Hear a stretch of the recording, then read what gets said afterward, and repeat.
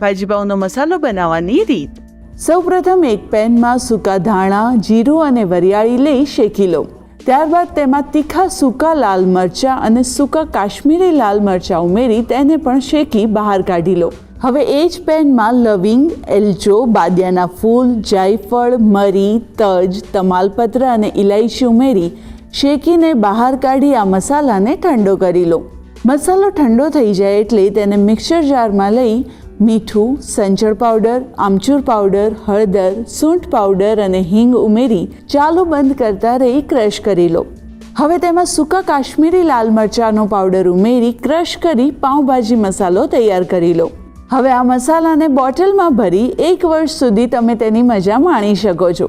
તો તૈયાર છે ભાજી પાઉંનો મસાલો. મુંબઈ સ્ટાઇલ ભાજી પાઉં બનાવવા માટેની રીત. સૌપ્રથમ શાકને બાફવા માટે કુકરમાં બટાકા, ફુલાવર, ટામેટાં, પાણી, મીઠું અને કાશ્મીરી લાલ મરચું ઉમેરી ઢાંકીને 2 થી 3 વિસલ વાગે ત્યાં સુધી કૂક કરી લો. શાક બફાઈ જાય એટલે તેને સ્મેશ કરી લો.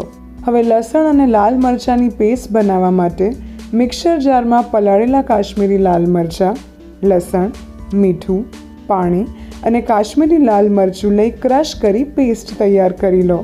હવે ભાજી બનાવવા માટે તવા પર તેલ ગરમ કરી લીલા મરચાંની પેસ્ટ, આદુની પેસ્ટ અને ડુંગળી લઈ સાંતળી વટાણા અને ટામેટાં લઈ ટામેટાં ચઢે ત્યાં સુધી કૂક કરી લો.